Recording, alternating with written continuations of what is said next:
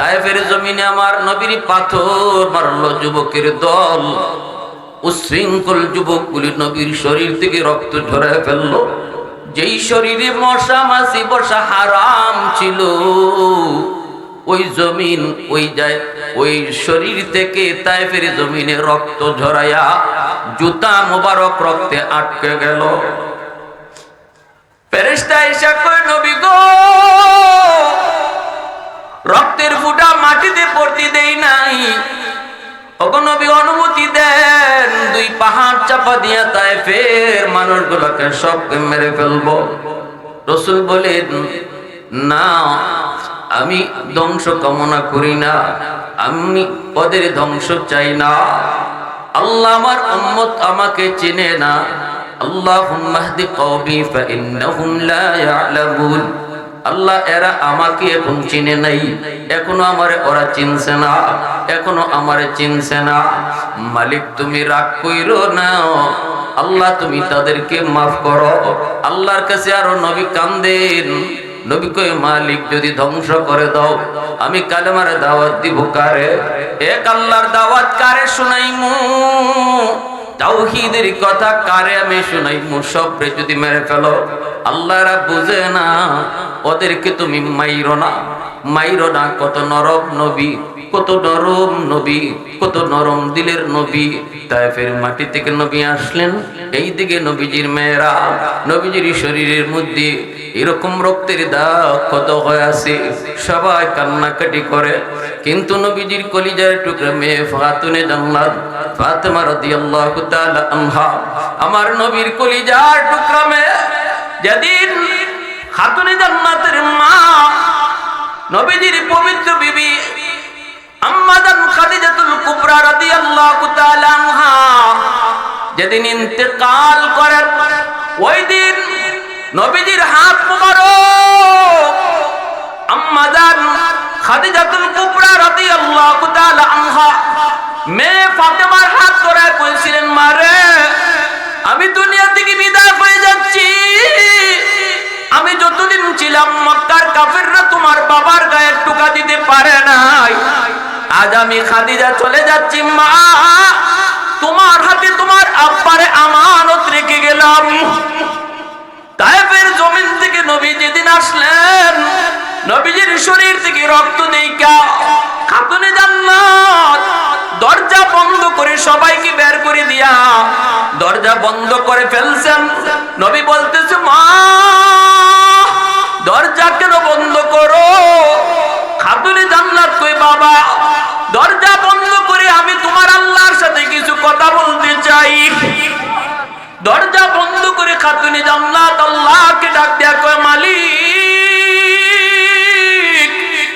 ও মালিক, তুমি না বলেছো আমার আব্বা তোমার দোস্ত, দোস্তরে এইভাবে বুঝি মারে বেঈমানের দল? ও মালিক, তুমি তো ইব্রাহিম খলিলের জন্য নমরুদের আগুনকে তুমি ফুলের বাগান বানায় দিছো, মূসা নবীর জন্য নীল দরিয়ার পানিতে তুমি রাস্তা কইরা দিছো। আল্লাহ, তুমি যদি সবাইকে ওই রকম আগুনকে তুমি ফুলের বাগান বানায় দিতে পারলা, তাহলে তুমি কি আমার আব্বার জন্য তায়েফের জমিনের উশৃঙ্খল যুবকগুলির পাথরের চাকাকে কেন তুমি তুলা বানায় দিতে পারলা না? আল্লাহু আকবার জোরে কর। কেন তুমি তুলা বানায় দিতে পারলা না? যদি তুমি চাইতা পাথরের টুকরাগুলোকেও তুলা বানিয়ে দিতে পারতা। আল্লাহ, তুমি কেন দিলা না? কেন দিলা না? আল্লাহ, তোমার কাছে আমার প্রশ্ন। তখনই আমার নবী মায়ের নবী কুমারী, ও মা, আল্লাহর সাথে এইভাবে কথা কয় না, আল্লাহর সাথে এইভাবে কথা কয় না রে মা। তখনই নবীজির কলিজার টুকরা মেয়ে খাতুনে জান্নাত কই, বাবা গো,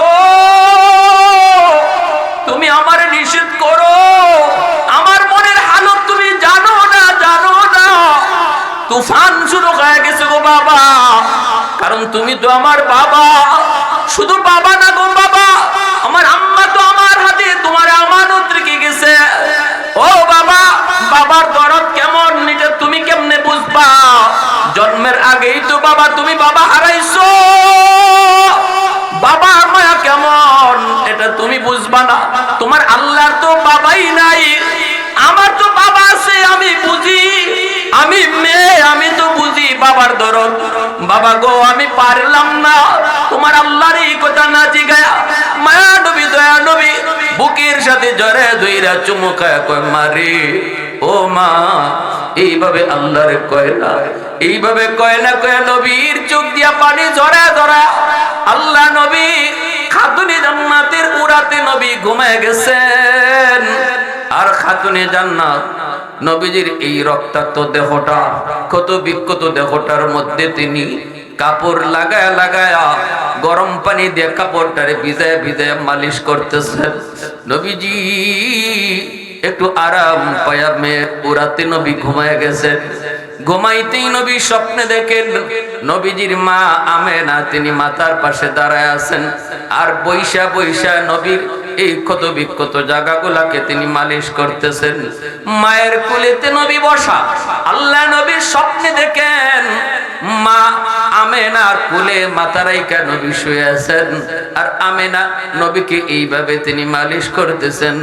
ওই অবস্থায় নবীজি স্বপ্ন যুগে মাকে ধরে ফেলছেন, ধৈর্য বলতেছেন মা গো এতদিন তুমি কই ছিলা গো মা, কই ছিলা গো মা, আজ আমি তোমারে আর যেতে দেব না। এই কইয়া যে মার আঙ্গুল ধরে বলতেছেন মা আজ আমি তোমাকে আর যেতে দেব না। নবীজির ঘুম ভেঙে গেছে। ঘুম ভেঙে দেখেন ফাতেমার উরাতে নবীর মাথা। স্বপ্নে যে মা কইয়া ধরছেন ওই ধরাটাও ফাতেমার আঙ্গুলেই ধরা। আল্লাহু আকবার জোরে কর। ফাতেমা কাঁদতেছেন বাবা, বাবা ঘুমের করে তুমি মা কয়ে চিৎকার করে আমার হাত জড়ায় ধরছো, কি হয়েছে গো আব্বা একটু কও। তখনই নবী কয় মা রে আমি তো স্বপ্নে দেখেছি আমার মা আমেনার কোলে মাথা রাইখা আমি ঘুমাইতেছি, আর আম্মারে পায়া আমি মাকে জড়ায় ধরছি আর বলতেছি মা গো তোমারে ফেরত যাইতে দেব না। ও মা যখন বাস্তবে তোমার হাত ধরেছি আজ থেকে তুমি আমার মা ফাতেমা। ফাতেমা আল্লাহর কাছে কই মালিক তুমি রাগ করো না, আমার ভিতরে হালত দেখতেছো আল্লাহ, আমি হয়তো তোমার সাথে রাগ করে এরকম অভিমান করে কথা বলেছি, আল্লাহ তুমি আমার উপর রাগ কইরো না। যেই দরদ নবী, এত দরদি নবী, এত দরদি উম্মতের এত দরদি নবী, ওই নবীর আদর্শ অনুসরণ করলেই আল্লাহ বলতেছেন আমি আল্লাহকে পাওয়া যায়। মন গড়া পথে মন গড়া মতে চললে আমি আল্লাহ পাওয়া যায় না।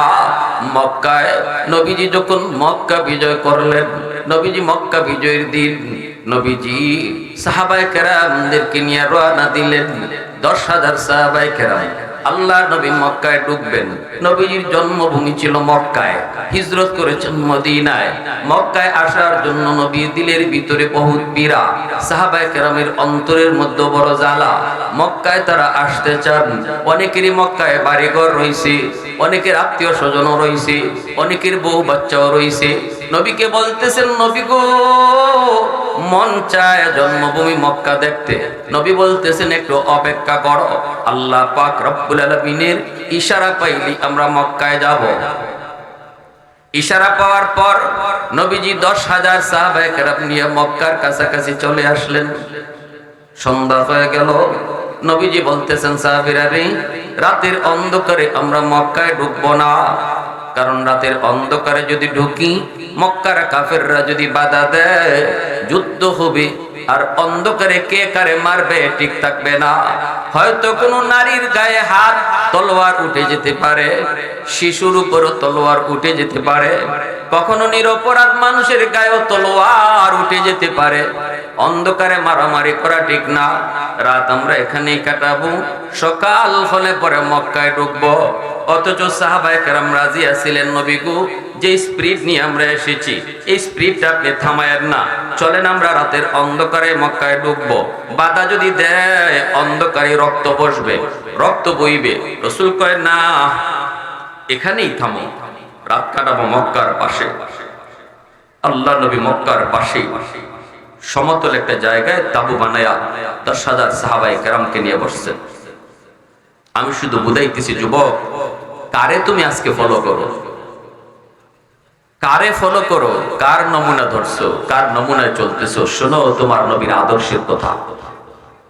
এই সমতল জায়গায় নবীজি তাবু বানাইয়া সাহাবায়ে কেরামদেরকে নিয়ে বসছেন, আর নবী বলতেছেন, শোনো আমাদের 10,000 সাহাবীদের জন্য যে পরিমাণ চুলা প্রয়োজন, আমরা চুলা ডাবল বানাবো, ডাবল। আর 10,000 মানুষের জন্য যেই পরিমাণ বাথরুম প্রয়োজন, এর অর্ধেক কম বানাবো। সাহাবায়ে কেরাম বিষয়টা তখন বুঝেন নাই, বাথরুম কেন কম বানাইতে বললেন আর চুলা কেন বেশি বানাইতে বললেন। ওই সময় সাহাবায়ে কেরাম এতটা বুঝেন নাই, কিন্তু সাহাবায়ে কেরাম একটা আদত ছিল, আল্লাহর নবীর কোনো আদেশ পাওয়া মাত্রই সাথে সাথে এটা পালন করা, কোনো প্রশ্ন না করা। এটাই ছিল নবীজির তাআত, আল্লাহ নবীর অনুসরণ। চুলা বানাইলেন ডাবল, বাথরুম বানাইলেন কম। এইদিকে মক্কার লিডার আবু সুফিয়ান, যে আবু সুফিয়ানের সাথে নবীজির একটা আত্মীয়তার সম্পর্কও ছিল। আবু সুফিয়ান নবীজির শ্বশুর, আবু সুফিয়ান নবীজির শ্বশুর। নবীজির একজন পবিত্র বিবির নাম হযরতে উম্মে হাবিবা রাদিয়াল্লাহু তাআলা আনহা। সে উম্মে হাবিবা রাদিয়াল্লাহু তাআলা আনহা, ইনি আবু সুফিয়ানের মেয়ে। তখন আবু সুফিয়ানের সাথে নবীজির চরম দ্বন্দ্ব। আবু সুফিয়ান মক্কার কাফেরদের লিডার, নবীজির নাম শুনতে পারেন না। ওই অবস্থায় তার মেয়ে রাসূলের বিবি। সেটা কিভাবে হইছেন সেটা ভিন্ন ঘটনা, লম্বা ইতিহাস। শুধু এতটুকু বুঝেন, আবু সুফিয়ানের কাছে খবর আসলো মুহাম্মদ মক্কার খুব কাছাকাছি, সকালেই মক্কায় ঢুকবে। আবু সুফিয়ান লিডার মক্কার মানুষদেরকে নিয়ে মিটিং এ বসলো যে আমরা মুহাম্মদকে সকালে ঢুকতে দেব নাকি বাধা দেব। মিটিং এ আলোচনা হলো, রাতের অন্ধকারেই গোয়েন্দা পাঠাও, দেখো মুহাম্মদ কি পরিমাণ সৈন্য লই আসছে, অস্ত্র কেমন, সৈন্য কেমন, এটা বুঝার পরে তো সিদ্ধান্ত নিব আমরা। এশার পরে সন্ধ্যা রাতে একজন পাঠাইছে। সে যখন পাহাড়ের উপর থেকে তাকাইছে, যে টাইমে গোয়েন্দা গেছে দেখার জন্য, এই টাইমটাতে সাহাবায়ে কেরাম চুলায় আগুন জ্বালাইছেন, খানা পাকাইতেছেন। পাহাড়ের উপর থেকে সে তাকায়া দেখে সারা ময়দান জুড়ে খালি চুলা আর চুলা, আগুন আর আগুন। এখন এই গোয়েন্দায় ভাবতেছে ঘটনা কি, চুলাই যদি এই পরিমাণ হয় মানুষ গণ্য কখন, ঠিক না? চুলাই যদি পরিমাণ হয় মানুষ গণ্য কখন? সে এই হালত দেখা ভয়ে কাঁপতে কাঁপতে আবু সুফিয়ানের কাছে দৌড়ে আসছে। আয়েশা কয়, লিডার খবর বড় সাংঘাতিক খারাপ। কয়, কি হয়েছে? ক না, কি দেখে আসছো?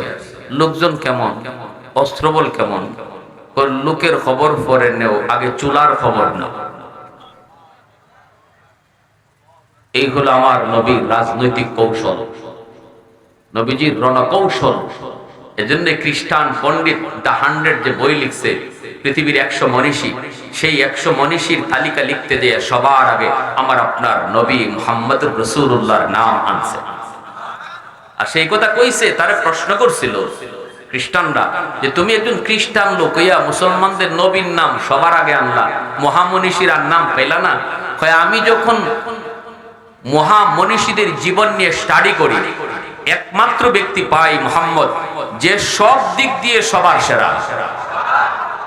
আমি এমন একটা সাইড পাই না, এমন একটা দিক পাই না যে দিকটাতে মুহাম্মদকে দ্বিতীয় পর্যায়ে রাখি, আরেকজনকে এনে, এমন কোন দিক পাই নাই। রাজনৈতিক ক্ষেত্রে বলো, সামাজিক ক্ষেত্রে বলো, যুদ্ধের রণকৌশলের দিক দিয়ে বলো, আমি যত স্টাডি করি ততই তারে নিয়ে অবাক হই। তিনি একমাত্র অনন্য, বেনজির, বেমিসাল, যার কারণে আমি ভিন্ন ধর্মের লোক হইয়াও মুহাম্মদুর রাসূলুল্লাহকে 1 নম্বরে বসাইতে বাধ্য হয়েছি। আমার বিবেক আমারে বাধ্য করেছে। আল্লাহু আকবার, জোরে বলেন।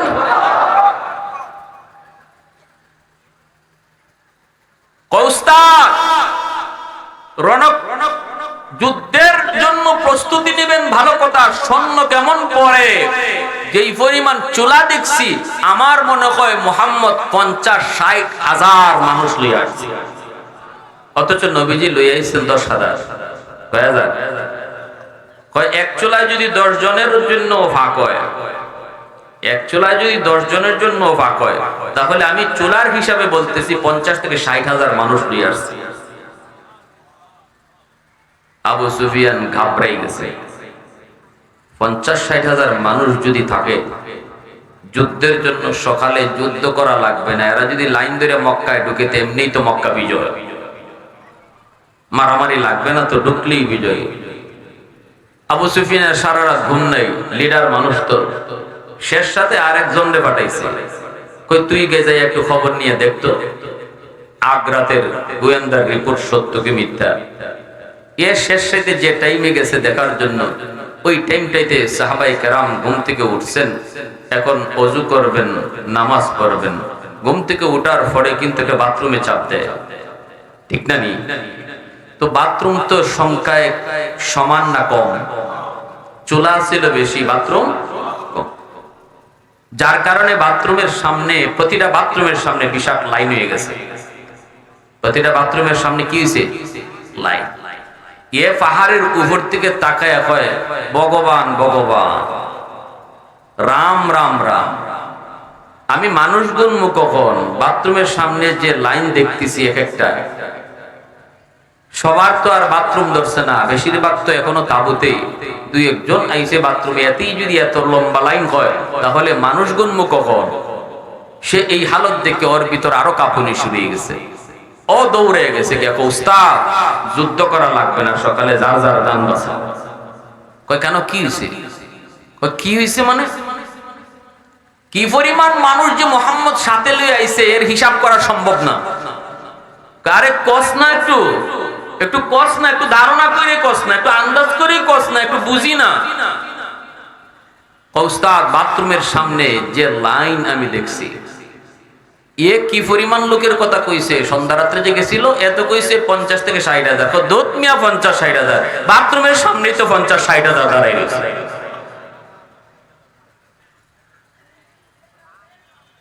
আবু সুফিয়ান কয় যুদ্ধ করা লাগবে না, যার যার জান বাঁচাও। লিডার আবু সুফিয়ান কি কইল? যুদ্ধ করা লাগবে না, যার যার জান বাঁচাও। এজন্য সকালবেলা যখন রাসূল 10,000 সাহাবী নিয়ে মক্কায় ঢোকেন, তখন কেউ বাধা দেয় না। আল্লাহু আকবার জোরে বলেন। এক রাসূলের এক রণা কৌশলে মক্কা বিনা রক্তপাতে বিজয় হয়েছে।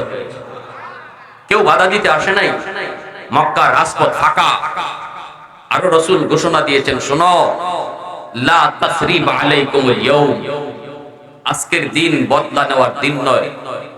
ইউসুফ আলাইহিস সালাম যেভাবে তার ভাইদেরকে ক্ষমা করে দিয়েছিলেন, আজ আমি মুহাম্মদুর রাসূলুল্লাহ মক্কার সমস্ত আম জনতাকে সাধারণ ক্ষমা করে দিলাম। এমন রাসূল বলছেন, যে তলোয়ার নিয়ে সামনে দাঁড়াবে শুধু তার সাথে প্রতিবাদ হবে, আর কারো গায়ে হাত তুলবে না। আল্লাহর নবী সাহাবায়ে কেরামদেরকে বলেন, সাহাবীরা শোনো, সবাই যার যার ঘরে থাকবে। ঘরে থাকলে পরে কোনো হামলা হবে না, নারীর উপরে হামলা হবে না, শিশুদের উপরও হামলা হবে না, মন্দিরেও তাদের হামলা হবে না, গির্জায় কোনো হামলা হবে না। তাদের মন্দিরে রাসূল সামনের দিকে যান আর চোখের পানি জড়ায়া জড়ায়া আল্লাহর দরবারে কান্দে আর কয়, মালিক, আজকে তুমি দেখো, আমি তো মক্কার মানুষকে ক্ষমা করে দিলাম, কিন্তু এরা বিশ্বাস করলো না। আল্লাহ, এরা বিশ্বাস করলো না। কিয়ামতের ময়দানে আমি নবীরে তুমি এজন্য পাকড়াও কইরো না, আমার কোনো দোষ নাই গো মালিক। ও মালিক, আমি বদলা নিতে চাই নাই। এই কথা কয় আর নবী চোখের পানি জড়ায় সামনের দিকে হাঁটে, মহিলা পিছনে পিছনে যায় আর লম্বা লম্বা দোয়া করে। যুবক, তুমি তো মানুষ না, তুমি মনে হয় আকাশের দেবতা, মনে হয় তুমি ভগবানের পক্ষ থেকে পাঠানো কোনো ফেরেশতা। এইভাবে রাসূলের জন্য মহিলা দোয়া করে। রাসূল যাইতেছেন আর কাঁদতেছেন, মহিলা পিছনে পিছনে যায়। পাহাড়ের কিনারে যায় মহিলায় কই, যুবক, আর সামনে যাওয়া লাগবে না বাবা, এই জায়গায় তুমি বোঝাটা রেখে দাও, এখান থেকে আমি যেতে পারবো। রাসূল বোঝাটা রাইখা চোখের পানিটা মুইসা নবী যখন চলে আসতেছেন, মহিলা কয়, বাজান রে, এই কয়ে রাসূলের চেহারাটার হাত বোলায়, নবীর চেহারায় হাত বোলায় আর হাত বোলায় আর মায়া করে। বলতেছে, যুবক তুমি এই রাস্তা দিয়ে মক্কায় যাও না, যাওয়ার সময় এই রাস্তা দিয়ে তুমি যাও। রাসূল কয়, মা গো এই রাস্তা দিয়ে গেলে কি হবে? মহিলায় কয়, বাবা এই রাস্তায় গেলে মুহাম্মদের সামনে পড়ার ভয় আছে রে বাবা, এই দিক দিয়ে তুমি যাও না, ওই দিক দিয়ে তুমি চলে যাও। এইবার আমার নবী আর নীরব থাকতে পারলেন না, নবীজির চোখ থেকে আবার জোর জোর করে পানি পড়ে। রাসূল কান্দে আর বলতেছে, মা গো মুহাম্মদ রে তুমি কেমন জানো? মহিলা কো, বাবা মুহাম্মদ অনেক কঠিন দিলের মানুষ, অনেক শক্ত দিলের মানুষ, শুধু খুন খারাপি মারামারি পছন্দ করে। রাসূল বলতেছে, মা মুহাম্মদ যে এমন কঠিন দিলের মানুষ, এটা তুমি নিজের চোখে কোনোদিন মুহাম্মদের দেখে বলতেছো নাকি, নাকি মানুষের কথা শুই না? মহিলায় কই, বাবা আমি জীবনে কোনোদিন মুহাম্মদকে নিজের চোখে দেখি নাই, আবু জাহেলের কথা শুই না বলতেছি, উতবা সাহেবের কথা শুই না বলতেছি। আল্লাহ নবী এবার চোখের পানিটা মুছে আর কয়, মা গো আর মানুষের কথা শুই না, মুহাম্মদের চিনা লাগবে না, নিজের চোখে চিনে নাও। যেই যুবক তোমার বোঝা লইয়া, যেই যুবক তোমার বোঝা লইয়া এই পর্যন্ত তোমার আগায় দিল, আমি সেই মুহাম্মদ। আরেকটু জোরে আল্লাহু আকবার, মুসলমানের আওয়াজে আল্লাহু আকবার। तकबीर में कलमा में नमाजों में जज़ा में, तकबीर में कलमा में नमाजों में जज़ा में, है नाम इलाही से मिला नाम मुहम्मद, है नाम इलाही से मिला नाम मुहम्मद। फरमाती ही आदम को मुझे खुल्द तरी में, लकहा हुआ तू बाबे मिला नाम मुहम्मद, लकहा हुआ तू बाबे मिला नाम मुहम्मद। अशजार ने देते हैं नबूवत के शहादत, तशकीक कमर में है तो अंगुल की इशारा, तशकीक कमर में है तो अंगुल की इशारा। মুসলমানের আওয়াজে বলি আল্লাহু আকবার। একটু অল্প সময় দিল থেকে মহব্বতে আল্লাহ পাকের শানে জিকির করি, লা ইলাহা ইল্লাল্লাহ, সবাই লা ইলাহা ইল্লাল্লাহ।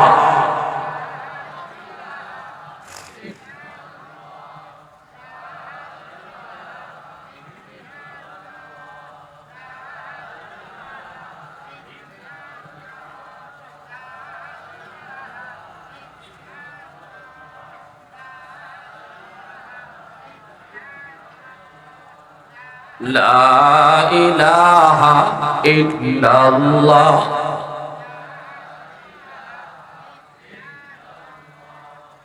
লা ইলাহা ইল্লাল্লাহ,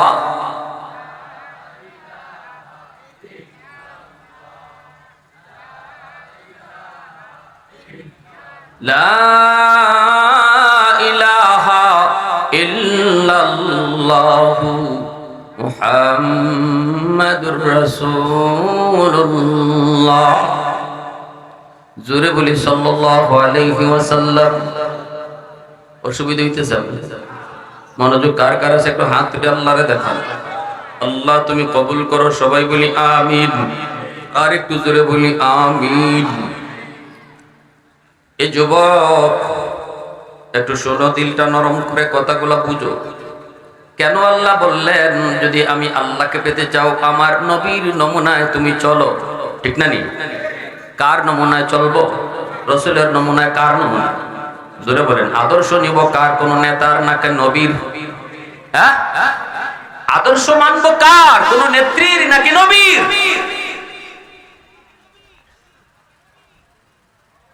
মনে রাখবেন, ভালো করে শুনবেন। অনেক মানুষই কয় হুজুররা রাজনীতি করে কেন? ইসলাম এমন এক ধর্ম, কমপ্লিট এমন এক ধর্ম, যেই ধর্মের ভিতরে মানুষের জীবনের এমন কোন সাবজেক্ট নাই যেই সাবজেক্ট ইসলামের ভিতরে নাই। ঠিক না? আওয়াজ দিয়ে বলেন। মদিনার সফল রাষ্ট্রনায়ক ছিলেন আমার আপনার নবী, রহমতের নবী, ঠিক কিনা? মদিনার সফল রাষ্ট্রনায়ক নবী, আল্লাহ নবী রওনা দিয়েছেন। নবীজির সাথে আছেন হযরত ওমর ফারুক রাদিয়াল্লাহু তাআলা আনহু। ওমর নবী রাসূলের সঙ্গে আছেন। হযরত ওমর নরম নাকি গরম? আরেকটু জোরে বলেন, নরম নাকি গরম? খালি গরম নাকি বেশি গরম? হ্যাঁ, রাসূল যাইতেছেন, ওই অবস্থায় আল্লাহ নবীর সাথে এক ইহুদি নবীজির কলারে ধরে ফেললো, ধরে বলতেছে, মুহাম্মদ তোমার কাছে আমি 10 মণ খেজুর পাই, খেজুরটা দেও, তাড়াতাড়ি দেও। আল্লাহর রাসূল বলতেছেন, বাইরে খেজুর দেওয়ার টাইম মনে আছে আমার? 3 মাস সময় আমি নিয়েছিলাম, এখনো 3 মাস হয় নাই, 90 দিন হইতে আরো 3 দিন বাকি আছে, আমি 3 দিন পরেই তোমার খেজুর তোমার কাছে পাঠায় দিব। ইহুদি বলতেছে, আমি 3 দিন বুঝি না, এখন আমার খেজুর দেওয়া লাগবে, এখন খেজুর দিতে হবে। অথচ নবীর সাথেই রয়েছেন হযরত ওমর। ওমরের হাতে তলোয়ার কিন্তু সব সময় খোলা থাকে, ঠিক না? এজন্য ইবলিসও কয়, আল্লাহ তুমি আমারে দুনিয়ার যে কোনো মানুষের সামনে ফালাইও, ওমরের সামনে ফালাইও না। ইবলিসে আল্লাহ রাসূলে কই, সবার সাথে শয়তান আছে, কিন্তু আমার ওমরের সাথে কোনো শয়তান থাকে না। সাহাবীরা জিজ্ঞেস করছেন, ইয়া রাসূলুল্লাহ আপনার সাথেও কি শয়তান থাকে? রাসূল কয়, আমার সাথেও থাকে, তবে আমার শয়তান কালেমা পড়ে মুসলমান হয়ে গেছে। আমার শয়তানে আমারে চালায় না, বরং আমার শয়তান আমার কথায় চলে, আর আমাদের লগে যেটা আছে এটা আমাগরে চালায়, ঠিক না? নি আমার মাত বুঝুননি আপনারা? সিলেটি মানুষ তো মাঝে মাঝে সিলেটি কিছু শব্দ আই হয়, অসুবিধা হয় আপনাদের, বুঝেন তো? তো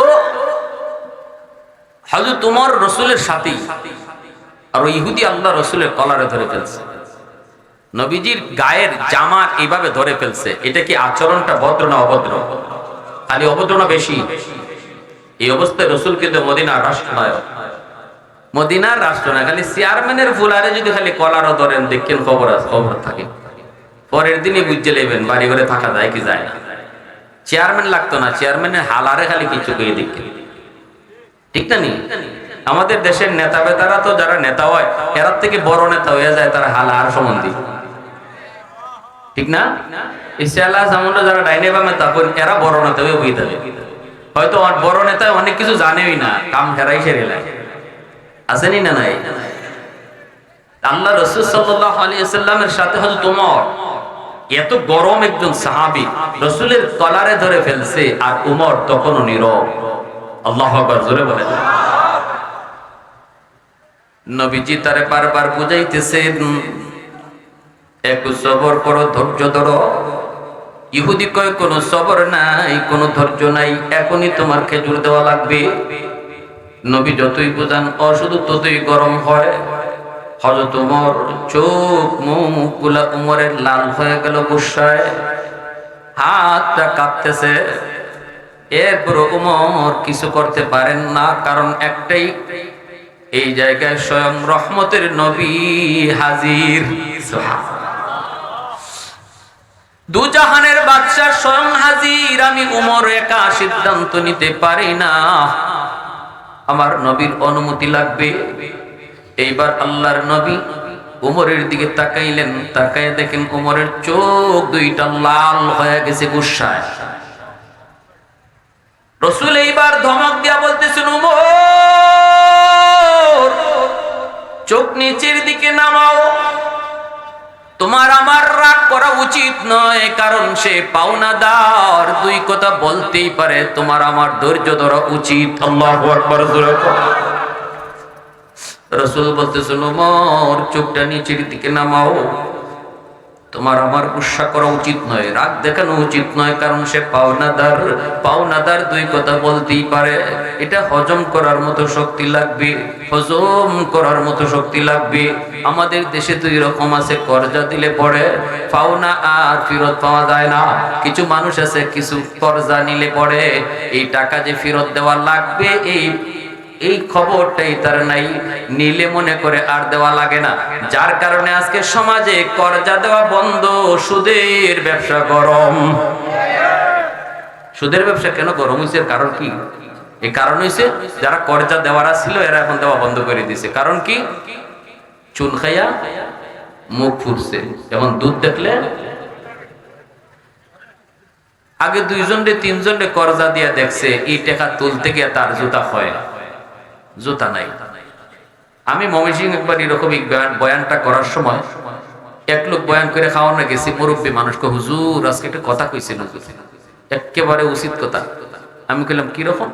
হুজুর আমি আমার এক দোস্তের কাছে 5,000 টাকা পাই আজকে 5 বছর। আমি গরিব মানুষ, চাইছে কোন রকম দিছি, বিপদে পড়ছে। বাড়িত গিয়া যদি জিগাই গড় আসেনি, গুমো থেকে হয় গড় নাই। হে ফোনতেছি এখান থেকে কইতেছে নিজের ছেলেরা, খ আব্বা গুমো, খ আব্বা গুমো। হয় বাড়িত গেলে ভাই না, বাজারেও দেখা মিলে না, কোনোখানেই তার সাথে দেখা নাই। আমি পুরো বিপদ। একদিন বাজারও ফাই নিছি, বন্ধুদের সাথে চা খায়। আমি গিয়া কইলাম দোস্ত দেশ না টাকাটা, আস্তে আস্তে দে, আমি বড় বিপদে আছি দোস্ত, দেশ না, একবারে দেওয়া দরকার নাই। এমনি হে গিয়ার কারে কয়, মিয়া টাকা চাওয়ার আর জায়গা পাইছো না? এটা আমার কাছে চাওয়ার জায়গা? আমার এতগুলা বন্ধুদের সামনে তুমি আমার শরম দিতেছো, লজ্জা দিতেছো, তোমার কি একটু বিবেক নাই? আমার বাড়ি নাই, আমার ঘর নাই। কয়রে দোস্ত বাড়িতে গেলে তো তুই ঘুমোতে কেউ খোঁজ করো না, পুত্রে আমি করো না, বা আমি ঘুমো। এভাবে আর কত যাইমো, আর কত কি করবো? না, তোমার এটা বহুত বড় অন্যায় হয়েছে, এখানে কেন টাকা চাই না? এত টাকা চাওয়ার জায়গা না।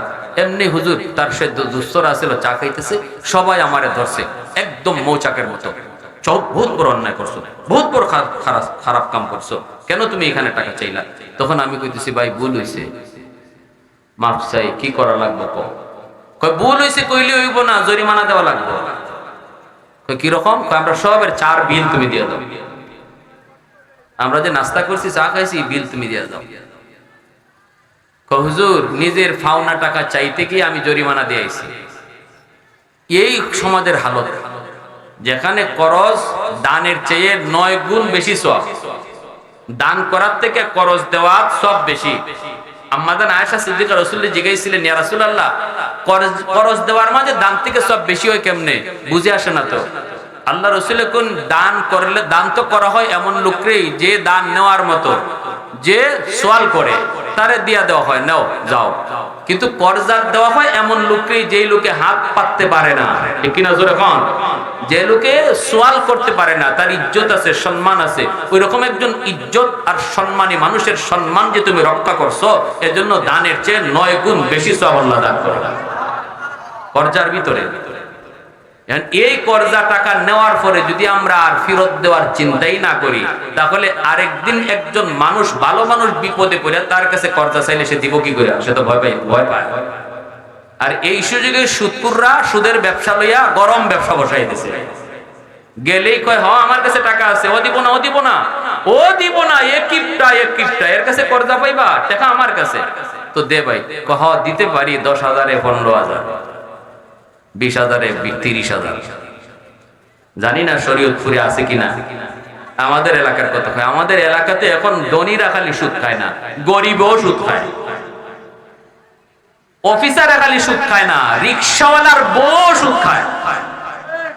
5,000 টাকা হাতে কোন রকম যদি জমে, লাগাইলা, কি কয় লাগাইলা, কি মানে ওই 5,000 7,000 10,000 12,000।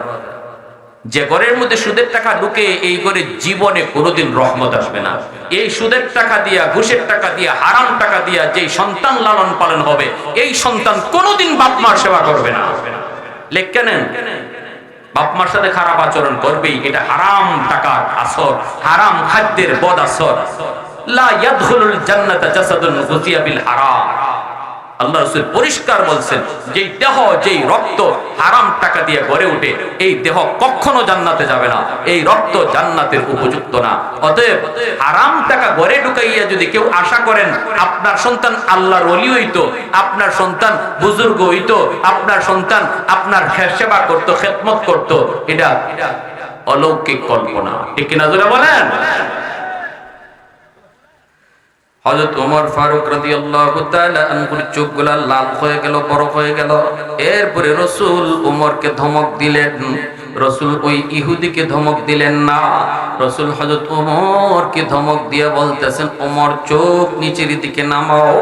এমনি রাসূল কাছে আনলেন, ওমরকে টান দিয়ে কাছে আইনা কানে কানে বলতেছেন, ওমর যাও এখনই তারে খেজুরটা দিয়ে দাও, আর দেওয়ার সময় তারে 10 খেজুর আরো বেশি দিও। হযরত ওমর মাথাটা নিচু করে ফেলছেন, এইবার বলতেছেন, ওগো রহমতের নবী, একটা প্রশ্ন করি গো নবী, তারে খেজুর দিমু আমি দিমু? এত বড় অন্যায় আচরণ করলো, এত বড় খারাপ আচরণ করলো, আমি তার খেজুর দিয়ে দিমু আপনি যেহেতু বলছেন, কিন্তু 10 খেজুর তারে বেশি কেন দিমু? আল্লাহ রাসূল বলতেছে, ওমর তুমি যে তার দিকে চোখ লাল করে তাকাইছো, এর জরিমানা হলো 10। বুঝেন নাই কথাটা? হযরত ওমর আর কোনো কথা বললেন না, চোখ থেকে পানি ঝরে আর কান্দে। ওমর কান্দে আর কয়, মালিক, ও মালিক, একটু জানতে মন চায়, জানতে মন চায় তোমার হাবিব রে তুমি কোন মাটি দিয়া বানাইছো? ও মালিক, এত নরম, এত নরম, এত উত্তম আখলাক, তুমি তোমার হাবিব রে কোন মাটি দিয়া বানাইছো? এজন্যই তো আমার রাসূলকে আল্লাহ যখন বানায়, তখন আল্লাহ কইছে রাসূলকে, রাসূলের সাহাবী হযরত হাসান ইবনে সাবিত রাদিয়াল্লাহু তাআলা আনহু কই, নবী কো মা আহসানা লাম তারাকাতু আইনি ওয়া আজমালা মিনকা লাম তালিদিন নিসাউ খুলিকতা মুবাররাআম মিন কুল্লি আইবিন কাআন্নাকা খুলিকতা কামা তাশাউ। ওগো নবীজি, আপনার চেহারার দিকে তাকাইলে, আপনার নাক মুখের দিকে তাকাইলে মনে হয় আল্লাহ আপনারে জিগায়া জিগায়া বানাইছে। যেন নাক বানাইবার আগে আল্লাহ জিগাইছে, বন্ধু তোমার নাক বানাবো, কেমনে বানাইলে তুমি খুশি? নবী গো, আপনি যেভাবে কইছেন আল্লাহ যেন এইভাবেই আপনারে নিজের হাতে বানায়া দিছে। হযরত ওমর কই, বাবা আয় আয়, তোর খেজুর নিয়ে যা। বাইতুল মাল থেকে তারে 40 মণ খেজুর দিলেন। ওমরের চোখ থেকে পানি পড়ে, ওমর কথা কয় না। এখনো কিন্তু ওমরের গোসা থামে নাই, এখনো কিন্তু ওমরের রাগ থামে নাই। শুধু কিরিমিরি খায়া তিনি সহ্য করেছেন, শুধু মায়ার নবীর কারণে, নবীর কারণে। ইহুদি তখন বলতেছে, ওমর 40 মণ খেজুর দিয়েছো, আমি আমারটা বুঝে পেয়েছি, কিন্তু 10 আবার বেশি কেন? এই 10 কেন বেশি দিতেছ? তখনই হযরত ওমর বলতেছে, ভাই রে, কথা কইস না, কথা কইস না, যা দেই তুই লইয়া যা, যা দেই তুই লইয়া যা, আমারে আর কথা বাড়াইস না রে ভাই, বাড়াইস না, কথা বাড়াইস না। লোকটায় কয়, ওমর একটু আমার জানতে মন চায়, কেন আমারে বেশি দিতেছো, কেন বেশি দিতেছো?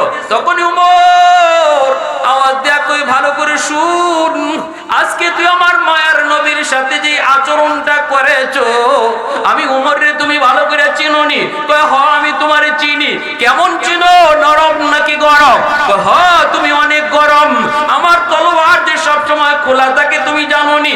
কয়, হ আমি তাও জানি, আমি আমার নবীর সামনেই ছিলাম, অথচ আমার রাসূলের সাথে তুমি যেই খারাপ আচরণটা করেছো, আমি ওমর কিছুই করতে পারি নাই, চুপচাপ দাঁড়ায় ছিলাম।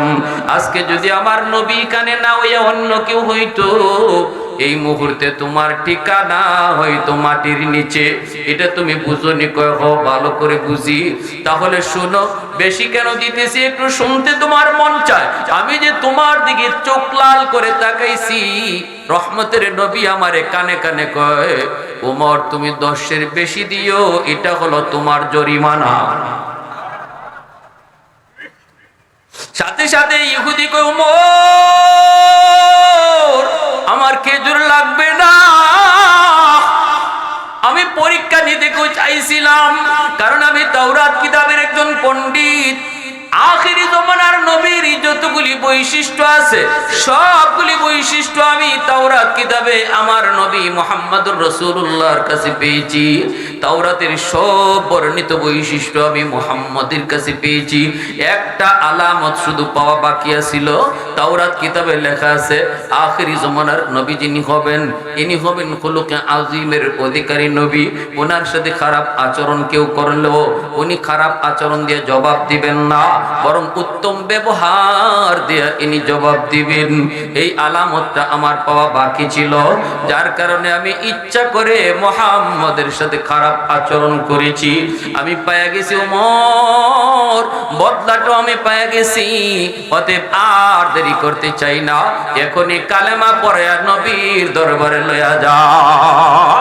তেরা নাম সে ইসলাম রহেগা, फारूक तेरा नाम से इस्लाम रहेगा, दुनिया की अदालत में तेरा नाम रहेगा। दुनिया